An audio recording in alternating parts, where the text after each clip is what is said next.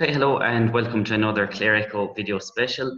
We're reviewing Clare footballers' exit from the Munster and All-Ireland Championship following a 3-point defeat to Tipperary in Semple Stadium on Sunday. And joining us to look back on the action, we're joined by All-Ireland winning intermediate Clare ladies footballer Áine Kelly. We have former Clare senior footballer Martin Daly, a Munster medallist from 1992, and Clare senior football championship winning manager with St Joseph's Milltown, David O'Brien, he himself a former Clare senior selector.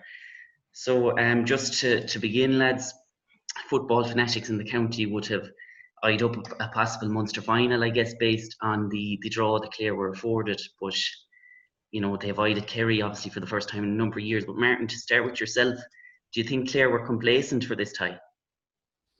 Well, it looked like that yesterday for sure. I felt that the intensity and the drive that we normally show wasn't there. I do feel that because we got Division 2 status only a week earlier, I think there was a huge sigh of relief around the county, and I'm sure that was in the panel as well at the time. And sometimes it's very hard. Usually there's a bigger window between your last league game and your next match, and unfortunately with the circumstances that are with us these days, they had no choice only to pick it up and get ready for championship pace immediately. I felt the last 15 or 20 minutes against Armagh, when they had a decent opportunity maybe get into Division 1 or at least fight for it, that fight and that drive didn't seem to be there, and they seemed to bring that instead of the rest of their league campaign into the championship. And I felt, there was a certain amount of complacency. I felt that intensity that's needed for championship pace just wasn't there. And as we all know, and the lads know as well, you can't flick a switch on the day of the game and expect to get to that pace. If it's not done with the build-up coming, unfortunately, it won't be there the day of the game either. And that's what we seemed to see yesterday. Now, I don't know why we had so much complacency in the setup, because we know the Tipperary have always been a hard hill to climb for us. We played them in the league campaign only a year earlier, and it took everything in our power to have a superb second half display to get over the line to keep our Division 2 status. And we also know the Tipperary had a lot of those guys back again that were missing for their earlier campaign in the league and had them back for championship. So I'd be disappointed if that complacency was within the camp, but it definitely seemed to show yesterday that the complacency was there. Áine, to go to yourself, obviously Kerry are one of the top teams in the country, we know that. So when Clare know that they're not going to get them in their side of the draw, be it quarter-final or semi-final, do you think it leads to maybe them dropping their guard a small bit? That's a bit hard to say. I think this Clare team have been so well prepared over the years, and they've given a huge effort. I don't think they'd been looking at that. Supporters, we were really delighted when we saw the draw. We were, as you said, a Munster final, a possible Munster final. But it's hard to see how the players would be thinking that far ahead or anything like that. It would be one step, as Martin said there. Tip have always been a big challenge for us. We didn't go down thinking, we're definitely going to win here. Tip would definitely have, even though they were in Division 3, they'd have been thinking to themselves, we can beat Clare anytime they come out to play us. And David, from obviously watching the two league games for Mana and Armagh, were you surprised, with the performance that Clare gave, particularly in the first half? I suppose you're surprised with the performance. It was a bit flat. I think the two games in the league, being so close to championship, as Martin will tell you, it was probably 3 championship games one weekend after another, because that Fermanagh game was win, you still have a chance of staying up, beat Armagh, you had a chance of going up, or you needed to stay up. So you couldn't actually, prioritise one over the other. It was just like going 1 week. It was like being in the qualifiers all over again. So eventually, I suppose Clare had really only used, leaving out players getting 5 or 6 minutes, maybe 17 or 18 players in those 3 weeks. When you're coming off the back of not having got a chance to do more or less a pre-season or whatever it is coming into it, eventually it was going to get tired. Usually being in Division 2 or the higher division stands here, whereas maybe this week, having not had the break, probably went against them, and that those 2 games probably took more out of Clare than we thought would have taken out of them. Now that won't allow for the fact that they were just very poor, made a lot of mistakes that you wouldn't associate with them, but maybe it's slightly part of the problem. And just on those mistakes, Áine, there was an increase in unforced errors from Clare in the opening half. They conceded more frees in the first half than they did in either the Armagh or Fermanagh game, and had less kickouts won from their own Stephen Ryan's restart. Is there any reason why, very difficult one to give, but like why that kind of happens on the day of the match, that Clare didn't bring the levels that they had in the weeks previous? Yeah, when you don't come with a championship, like the pitch of championship, it's very hard to turn it on when Tip got an early goal. You're on the back foot automatically, and we weren't at the pitch at the start. You know, I think in the first quarter did we get 1 point, and again in the third quarter we only got another point. It's very hard to just hit a switch then and say, oh, we're in it and we have to turn it on. It doesn't really work, and unfortunately all those errors we made were punished early. You know, it was, and any free we get away either side of the 45-yard line, there was 100% return from those, and that was huge as well. They were tipping over on the scoreboard all the time. Tip brought huge intent, and they were at the pitch early, and that just quelled anything that we were going to bring. It was a change, I thought, in our attacking play, where we went to kick the ball long into our full forward line into Joe McGann, and really in the conditions we probably should have been taking the ball through the hand a bit more. A load of turnovers came from that. We were forced into fouling, and we were just punished early on, and we never recovered from that. David, just on, I suppose, the lineup of the Clare team, and maybe it seemed a small bit more defensive than it had been in recent games. Were you surprised in any way with either the personnel or the positional makeup of the Clare team? Not really. I suppose that we weren't surprised, and that probably stood to Tip a little bit, because there's a man involved with Tipperary now that would have known the Clare setup more than any of us in Joe Hayes, and he probably knew everything the Clare were going to do yesterday, and that's probably been the downside of it's been a constant for 3 or 4 years, and that Clare are limited. They have a limited number of players that can play a certain way, so they are very good at carrying the ball and things like that. So maybe they tried to do things different. Joe had a lot of that done. Like, they really went after the Clare kick out. They got matchups very right. So it was a big plus to Tipperary to have him on board yesterday. So they kind of knew what was coming before Clare couldn't really try anything new at him.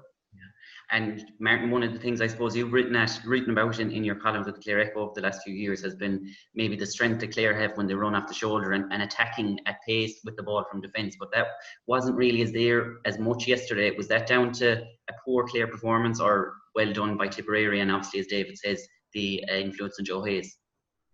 Yeah, a little bit of everything there, I suppose. First of all, I think it was probably our worst performance in a long time. Unfortunately, it happened to happen on a championship day. Joe and the backroom team with Tip, obviously, is a big plus for them. He'd know this side inside out. He'd know Colm Collins inside out. So to have them on the Tipperary bench was a huge plus. But then our style of play has been, over the last number of years, to bring the extra man back, sit in defence, and it's a criticism I have of the team, that we invite teams onto us. And conditions, yes, they were tough. And Tipperary came off the shoulder. They freed up their centre back, Fahy, and he came through the middle the whole time. We struggled with it. As David said, on the kickouts, they pushed up. I think our stat on the first half alone was 30% of kickouts won from our own kickouts. Nowadays in intercounty football, that's not even heard of anymore. If you have to be up to 16, 17, 80% is what they look for these days. So the game plan that the Tipperary brought to the first half really worked for them. We struggled to come out. We lacked that intensity and pace off the shoulder running that we look for. Wasn't there.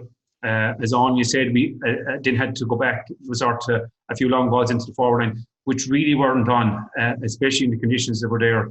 And our option taking at time was poor, but it was also limited because the amount of options a man had on the ball weren't too many. So there's a little bit of everything that you mentioned there that contributed to, especially our first poor half performance, And just on kickouts, Áine, obviously with Stephen Ryan in goals, who had very good championship campaigns, but obviously hadn't played in the 2 league games. So were you surprised to see him in goals ahead of Eamon Tubberley? I wasn't really. He's been first choice. It's good to see him that he's back in action. But I think it goes 2 ways. You have the outfield players and you have him in goal. And Tip just suffocated any bit of space that was there. They put it under pressure. We like to give a short kick out and build from the back and run together with the likes of Gordon and Keane O'Dea, making those runs up the field and linking up with Gary. Tip just had that nullified, and they turned over 1 kick out for the goal early on, and we gave away a lot of free kicks coming off, turning over our own kick out as well, which they converted. But no, I wasn't surprised to see him in there, but I think it was just a combination of a few things that we were under pressure and we weren't at the pitch. And obviously there was, as you said, Martin, scoreable frees and stuff. There was a drop in discipline from Clare's behalf. They conceded 21 frees over the hour, which was more than the 19 they conceded against Fermanagh and 15 against Armagh. They were all scoreable frees in a lot of instances, and Conor Sweeney was accurate. Martin, what kind of legislates for that drop in discipline? Because as you had said before, championship, you need to be at championship pitch, but then the discipline levels were dropped. Yeah, it's down to the lackluster approach that we seem to start with. When you're playing second fiddle, you're coming in with late tackles. When you come in with a late tackle, you're giving away frees. We coughed up an amount of ball ourselves. The normal, as I say, intensity we keep mentioning for championship pace wasn't there. And lots of stuff that, like our hand passes were going astray. We were giving it 5 yards behind the man instead of giving it 5 yards in front of the man. If the ball was given to you slightly wrong, it took us 2 or 3 attempts to get a hold of the ball. All those things need to be 100% right for championship and need to be 100% right for championship pace.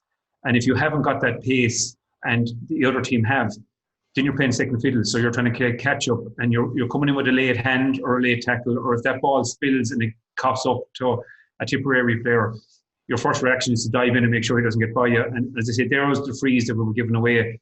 And it was down, as I say, down to our unforced errors that put us under so much pressure.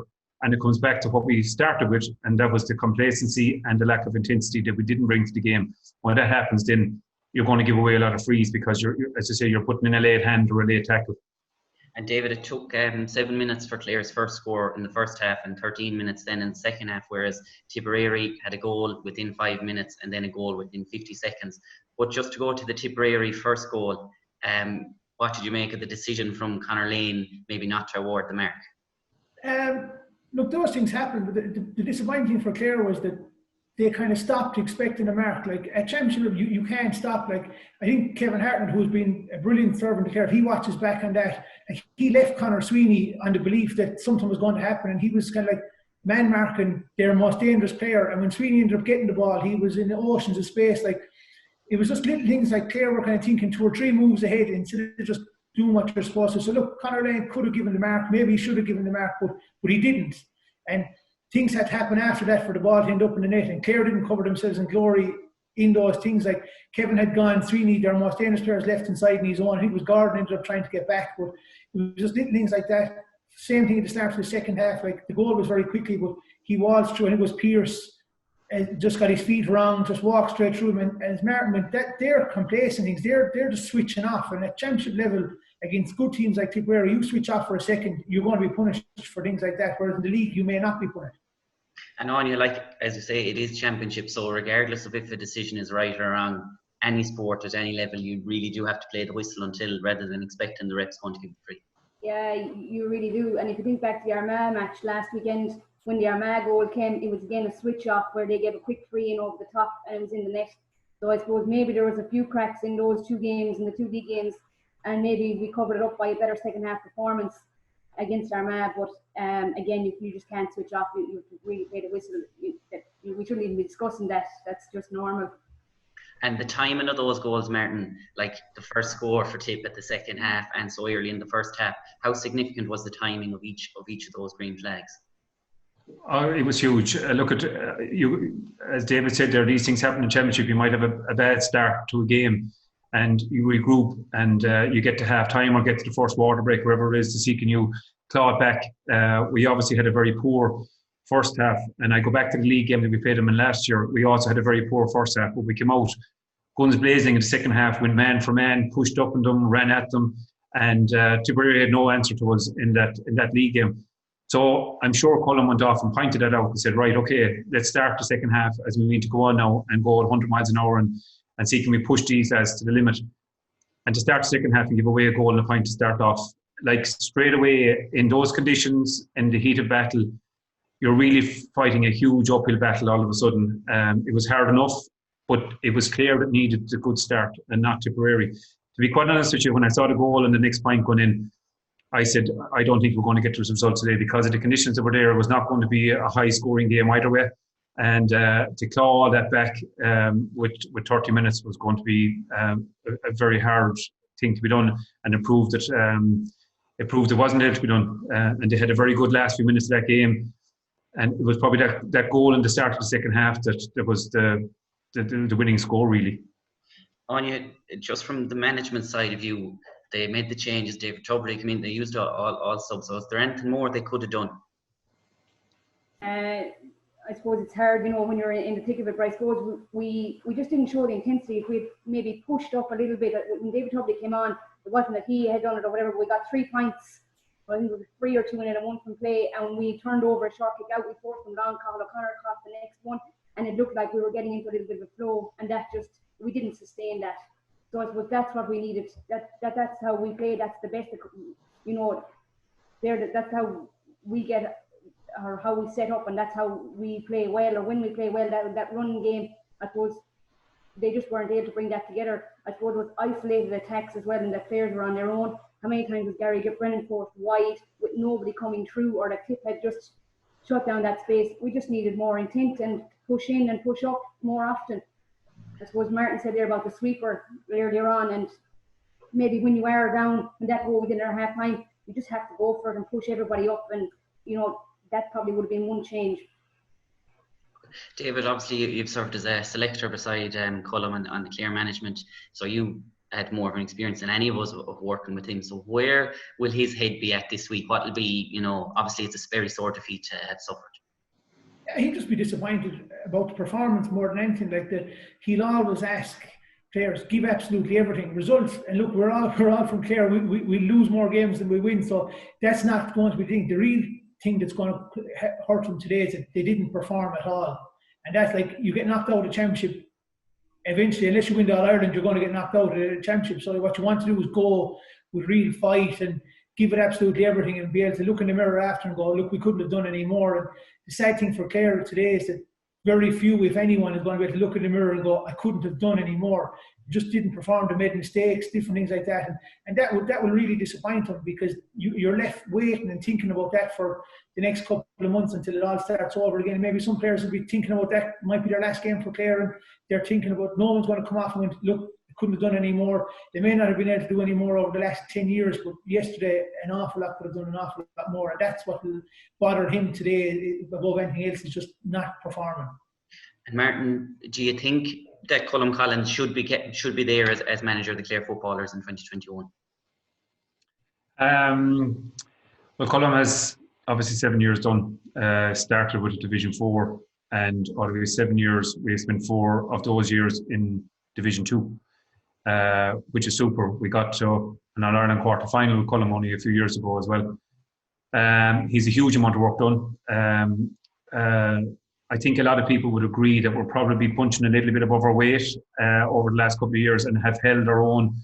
He's been unlucky that he's come across Kerry, and obviously an extremely strong Kerry side over the last couple of championships. If he has to stay, or if he wants to stay, I think he should be up to Colm. He's done so much and done so well. I really think the decision should be his this time around. We've had a bad championship campaign. Unfortunately, this year it's just one goal and one goal only at it. You don't get a second chance to prove himself. So it's knockout. But we did still hold our own in Division 2. So I think Colm should be given the option whether he stays or not. I think if he does stay, it really is a building program for him. He's been very loyal to a lot of his players who have been absolutely outstanding. Your Gary Brennans, your Gordon Kellys, your David Tubridy's, all these guys, you couldn't have got better. They've been unbelievable servants. But maybe he might have to look into change his loyalty a little bit on those. Maybe sit him on the bench a little bit over a league campaign, take a hit even if we ended up going back down to Division 3, but to blood in a lot of the newer young lads and give them a proper chance. I was disappointed to see young McGann only getting 20 minutes yesterday. I felt that our option taken, as to say, going into the forward line was poor, and only a couple of balls had gone in at that stage and he was whipped off. I think he would have been a big plus for us in the second half because we needed a few scores. And things like that. I think that if Colm wants to stay on, I think that he should just buy into the new players, stick with them. If it doesn't go 100%, we end up getting relegated next year, so be it. And just to prepare him for next year's championship. But to do so, I would say there'll have to be a big refresh on the actual team and panel. I'm not saying get rid of these guys. I'm not saying that. I think they have a lot to offer still. And I think they would be excellently to be part of the setup to bring new lads in and to show them their leadership skills and what's required at this level. But I think for our first 15, I think we do need to revamp it up a small bit. And if Colm is willing to do that, I think he could be a good man for the job. Áine, obviously we were so close to the Super 8 last year, and then last week only a couple of minutes away from division football, and nobody, I don't think anyone of us here would question Colm Collins' contribution to Clare football. But similar question to Martin, do you think he's the man to bring us forward in 2021? I think he has got the very best out of the players that are on offer in Clare at the moment and over the last 10 years. He has put huge effort in. He knows every club inside out. He has, a lot of work done behind the scenes. And as Martin said, I think it will be up to him. He's 7 years done. It's huge commitment. And, there is a rebuild needed. And I'd be fully behind him if that's the decision he makes to stay on. Absolutely, yeah. And David, just you had mentioned maybe one or two players that may not be back with us. Martin saying that maybe we should change our approach. Are there players in particular you'd be worried we mightn't see wearing the saffron and blue next year? Like, it's not even like people straight away will go, the older lads, but you don't know, lads with college, or they might decide to go travelling, or they mightn't commit. So most times, and Martin will tell you on as well, that no matter age, when it comes to county, that's not really the thing. It's players just may not want to commit to it. So, and in every panel, from once the year finishes to the next year starting, somebody, it could be your youngest player in the panel or your oldest player in the panel, won't be there. So the likelihood of certain players will go, so a lot of them will have to make calls whether they're willing to give another year, because, and I suppose the hard thing for anyone, and it's going to be a hard thing for Colm as well, is that this turnover is so short now between this year finishing and next year starting, that there isn't an awful lot of time to change an awful lot, whether it's players going in or going looking for players. You haven't got a club championship to look, or you haven't, and so you're nearly going to go with memory or stick with what you have. Players will go, I suppose the likes of Gordon then will make a call on what they're going to do, but they'll know, because in fairness to all those players, they know the commitment it takes to compete at Division 2 or inter-county level, and they're going to make a decision whether they're willing to give that again or whether they can give it again. And so it's not really for any of us, I suppose, to preempt what will happen, but the commitment is 7 days a week, and that's what it is. So whether players are going to give that or not, one or two are going to decide they're not in a position to do it, but you just wouldn't know who those might be. And I writing in the match day programme yesterday, Ed Donnelly of Munster GA said one of the positives of COVID was the ban on travel. So all the best players were available for Clare, so hopefully they'd be retained next year. But David, do you think, are there other players that can be added to the panel and to strengthen it going forward? Well, there definitely is. There's young players you saw, like even Kilmurray winning the championship this year, Daniel Walsh and a couple of these lads. Some players are playing hurling at the minute, whether they'll Shane Meehan, he's going to go one way or the other. He's someone that you'd love to see get in there. Missy Casey, the good run in the championship, a couple of their lads, you'd love to see him really give it. Shane Collins, Oisin, those, whether they can do it. Young Griffin, Aaron Griffin as well, very good. Conor Finucane is young enough that he can come again today. Reckons that a few more lads, Dale Masterson will be looking to come again. Milltown, there's loads of players out there, but the thing is, we can all fire out names. It's whether they're willing to give that commitment, and it's not for everybody, and that's the thing. And you don't want somebody coming in half committing to it. There's loads of players that we can pick out to say, oh, they might be good enough, but it's the full package, and it's whether they can give it or not. And it's not for everybody. The lads will go along with that not everyone will commit to what it takes. Martin, are we right to be optimistic for Clare football looking into the future?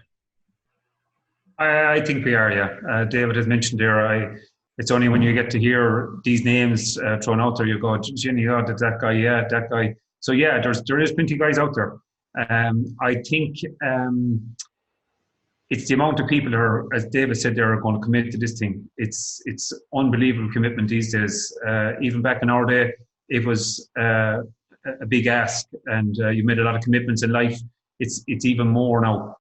It's 7 days a week. You actually might come onto a team, and if you have a proper management team in place, they might see that your upper body strength isn't good enough or whatever. You could have to spend a 2-year program before you're really ready for inter-county football, before you get a proper crack at it. Some people just come in and say, God, I'm in the panel now, I deserve a go. But really and truly, you could have to sit in that bench for 2 years to build yourself up, to be strong enough and capable enough to play at inter-county level. That's a massive ask. It's very hard to tell an 18 or 19 or 20-year-old when you come in, I look at you in 2 years as long as you give me a commitment here. So if people are willing to give it their all, and are willing to bide their time and trust the setup and trust the management, I think we could have a bright future, and I think we should be looking to the future now. And if they all are willing to row in and give that effort, then I see why not. We shouldn't be able to continue to compete at Division 2 level at least. Áine, to give yourself the final word, looking at the year on a whole for Clare, retaining Division 2 status is a big plus. Obviously, we're in the immediate aftermath of Championship, which was disappointing, but looking at 2020 as a whole for Clare football, would it be a positive or a negative in your opinion? I suppose it's positive. To stay in Division 2 is huge. Disappointing that the Championship format is so different. We didn't get the run of qualifiers, but I think we have to just take it that we're in Division 2 again next year. And I think the lads have fairly well summed it up. Whoever can give the commitment and are there next year, we should be well retaining our Division 2 again with new players coming in. And I was very disappointed this morning, though, those players waking up. They'll be huge disappointed. They'll wish that it was Sunday again. Huge disappointment for them. And thanks very much to Áine Kelly, Martin Daly and David O'Brien for joining us on a Clare Echo video special. We'll have more insight, analysis and comment to Sunday's defeat to Tipperary in Thursday's Clare Echo, available for free across the county. So thanks very much, and we'll talk to you again.